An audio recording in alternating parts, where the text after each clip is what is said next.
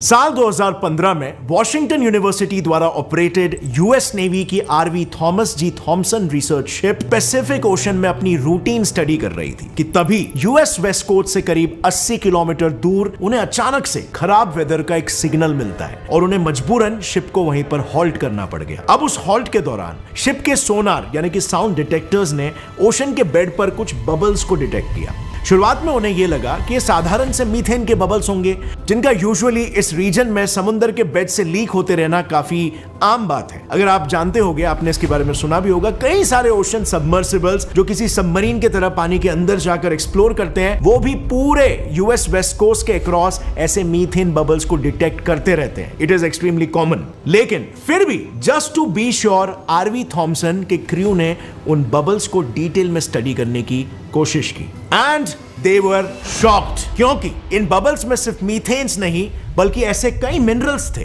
जो mostly fresh water में मिलते हैं और जिनका वहां पर समुद्र के बीच में मिलना नामुमकिन सा था।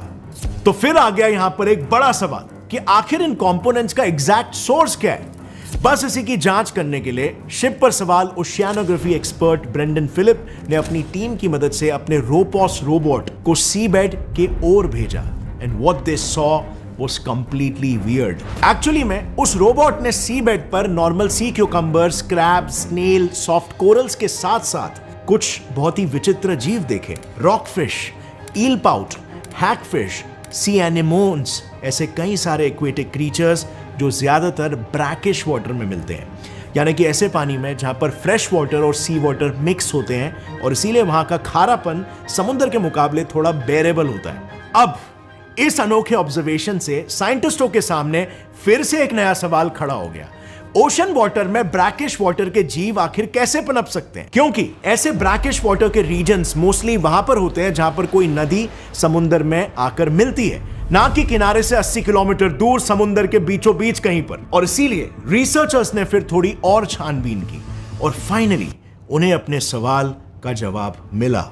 पानी की सतह से 11 किलोमीटर नीचे जब उनके रोबोट ने डिटेक्ट किया कि पैसिफिक ओशन में नीचे सीबेड पर मल्टीपल होल्स है और उनमें से फ्रेश वाटर किसी फायर होस की तरह तेजी से बाहर आ रहा है, और इस वजह से उस एरिया का तापमान आसपास के ओशन वाटर से 9 डिग्री सेल्सियस गर्म भी था। अब क्योंकि ये फिनोमेनन हॉट स्प्रिंग से काफी मिलता जुलता है, इसीलिए शिप पर सवार रिसर्चर्स ने बिना कोई फर्दर रिसर्च किए किनारे पर वापस लौट आ गए। But you know what, this was just the beginning.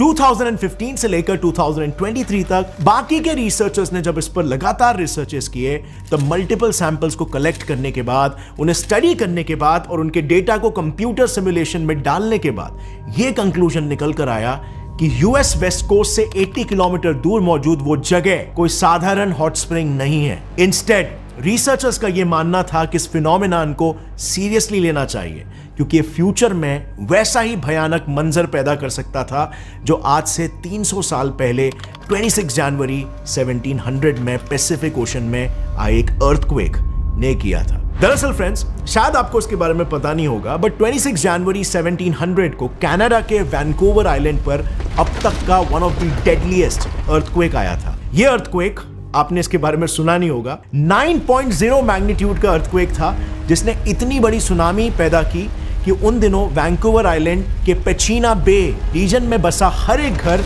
और उस घर में रहने वाला हर एक इंसान उस सुनामी में बह गया था।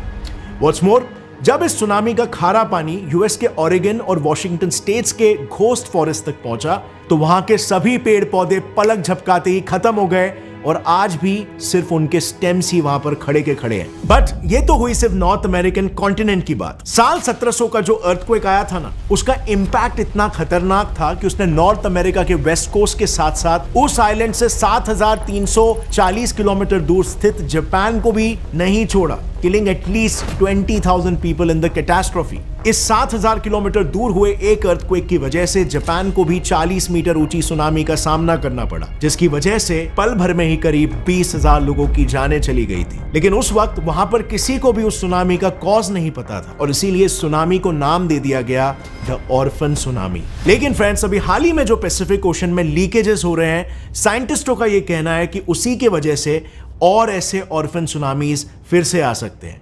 और इसीलिए उसका नाम दिया गया है पाइथियाज ओएसिस। बेसिकली ग्रीक माइथोलॉजी के हिसाब से पाइथिया डेल्फी की एक प्रीस्टेस थी जो कि एक ट्रांस स्टेट में जाकर भविष्यवाणी किया करती थी। लेकिन रिसेंटली जब इस पर रिसर्चेस हुए तब ये बात सामने आई कि वो सपोजिटली जिस जगह पर बैठकर भविष्यवाणियां करती थी वहां मौजूद रॉक्स के क्रैक से ईथेन, मीथेन और एथिलीन गैसेस रिलीज होते थे। नाउ ये गैसेस एक तरह से एनेस्थीसिया की तरह काम करते हैं। सो ग्रीक माइथोलॉजी का मानना था कि इट वाज दिस जो पाइथिया को एक सॉर्ट ऑफ ट्रांस स्टेट में भेज रहे थे और इसीलिए इसका नाम पड़ गया पाइथियाज ओएसिस। खैर whatever may be the case, इन्हीं क्रैक से निकलते खतरनाक गैसेस की तरह, जैसे कि मैंने पहले भी कहा, पैसिफिक ओशन के पाइथियाज ओएसिस से निकलता पानी खतरनाक अर्थक्वेक्स क्रिएट कर सकता है। अब इन ओशन लीक्स और अर्थक्वेक के बीच की कनेक्टिंग लिंक क्या है, इसे समझने के लिए हम बेसिक से शुरू करते हैं और इसे एक सिंपल एनिमेशन की मदद से समझते हैं। सो इस मैप में ये जो पूरा एरिया है वो है पैसिफिक ओशियनिक प्लेट और ये है नॉर्थ अमेरिकन कॉन्टिनेंटल प्लेट। इन दोनों के बीच में आपको एक छोटी सी जगह दिखाई दे रही होगी, ये है एक माइक्रो प्लेट कॉल्ड जुआन डी फूका प्लेट, जो एक तरह की ओशियनिक प्लेट ही है। तो बेसिकली होता क्या है कि जुआन डे फूका और Pacific oceanic plate diverging plates है, यानी कि एक दूसरे से दूर जाते हैं, जिसकी वजह से जुआन डे फूका प्लेट कॉन्टिनेंटल प्लेट से कोलाइड होकर सबडक्ट होती है, मतलब उसके नीचे धंसने लगती है, जिसे साइंटिफिक लैंग्वेज में सबडक्शन जोन कहते हैं। इस रीजन में ये जो सबडक्शन जोन है उसका नाम है कैस्केडिया सबडक्शन जोन और इस पूरे सबडक्शन जोन को कहते हैं मेगा थ्रस्ट एरिया। ऐसा इसीलिए क्योंकि एज पर रिसर्चेस ये area mega earthquakes, landslides, tsunami और भी कई सारे जियोलॉजिकल डिजास्टर्स के लिए रिस्पॉन्सिबल है। सो बेसिकली सबडक्शन जोन में होता क्या है कि जैसे कि हम जानते हैं हमारा जो अपर मैंटल है वो थिक मोल्टन रॉक्स से बना हुआ है और यही मोल्टन रॉक्स टेक्टोनिक एक्टिविटीज के लिए रिस्पॉन्सिबल होते हैं। बट इन टेक्टोनिक एक्टिविटीज को और पुश तब मिलता है जब अपर मैंटल और क्रस्ट के बीच मौजूद पानी किसी लुब्रिकेंट की तरह इन प्लेट्स को स्मूथली एक दूसरे पर ग्लाइड करने के लिए मदद करता है, जिसकी वजह से एक फ्लूइड प्रेशर क्रिएट होता है। बेसिकली फ्लूइड प्रेशर मतलब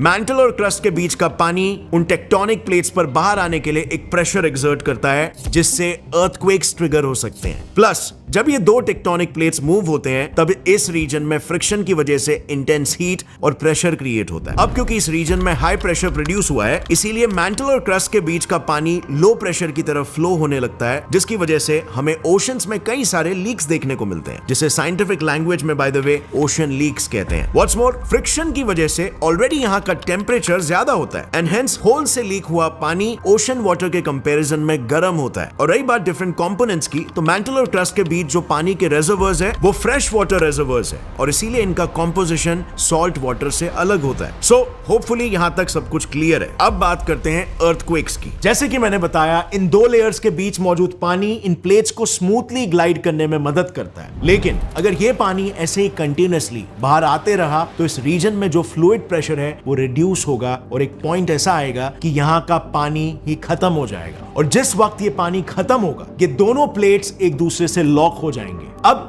क्योंकि यहां पर कोई लुब्रिकेंट नहीं है और इसीलिए फ्रिक्शन भी बढ़ जाएगा and this results in earthquake of 9.0 magnitude. और साइंटिस्टों के अनुसार इन टेक्टोनिक प्लेट्स के नीचे प्रेजेंट पानी की मात्रा धीरे धीरे कम हो रही है और इनके कैलकुलेशंस के अनुसार अगर ये ऐसे ही तेजी से कम होती रही तो बहुत ही जल्द 2050 में अर्थक्वेक आने के चांसेस 37% है एंड इफ नॉट देन तो 2100 में तो इसके आने के चांसेस 90% है। यानी कि हम ऐसा कह सकते हैं कि 22nd सेंचुरी में इतिहास का अब तक का सबसे बड़ा कैटास्ट्रोफिक इवेंट होने वाला है and it will be one of the worst natural disasters in human history, क्योंकि रिक्टर मैग्नीट्यूड स्केल जिसे अर्थक्वेक की स्ट्रेंथ नापने के लिए बनाया गया है उसके अकॉर्डिंग एक 8 मैग्नीट्यूड वाला अर्थक्वेक ही इतना पावरफुल होता है कि उससे एटलीस्ट 1000 हिरोशिमा बॉम्ब एक साथ फटने जितनी तबाही मचती है। सो जस्ट इमेजिन अगर एक 9 मैग्नीट्यूड का अर्थक्वेक आएगा तो उससे कितनी बड़ी तबाही होगी। अब फ्रेंड्स यहाँ पर ऑल इन ऑल मैं ये पूरे मैकेनिज्म को एकदम सिंपल भाषा में आपके लिए एक बार आपके नॉलेज के लिए पैराफ्रेज करता हूं। So all in all oceanic plate crust और मैंटल में मौजूद पानी की मदद से कॉन्टिनेंटल प्लेट में स्मूथली धंसने लगती है, जिससे दो प्रेशर जनरेट होता है, एक फ्लूइड प्रेशर और दूसरा फ्रिक्शन। फिर जैसे ही फ्लूइड प्रेशर रिड्यूस होता है यानी कि पानी बाहर आता है, वो ओशन में लीक्स दिखाने लगते हैं और फिर ये लीक्स आगे चलकर अर्थक्वेक्स को जन्म देते हैं। मतलब यहां पर ओशन में कुछ हलचल हो रही है जिसकी वजह से अर्थक्वेक्स आते हैं। But on the other hand recently Turkey में आए 2 बड़े अर्थक्वेक्स मेडिटेरेनियन सी और सुनामी पैदा करने वाले हैं, ऐसा प्रेडिक्शन किया गया है जो उसके आजू बाजू के 140 शहरों को अपने चपेट में ले लेंगे। अब उस सुनामी के पीछे क्या वजह है और ऐसा प्रेडिक्शन क्यों किया जा रहा है, उसे मैंने ऑलरेडी अपने इस वीडियो में डिटेल में कवर किया है, जिसे आप यहां पर क्लिक करके देख सकते हैं। तो आज के वीडियो के लिए बस इतना ही फ्रेंड्स। अगर ये वीडियो से आपको कुछ भी नया सीखने मिला, एक लाइक जरूर ठोकना। Get set fly science channel को भी सब्सक्राइब कर लो और बेल नोटिफिकेशन दबाओ ताकि आगे आने वाली हमारी कोई भी वीडियो की अपडेट आप मिस ना करो। See you next time, take care, जय हिंद।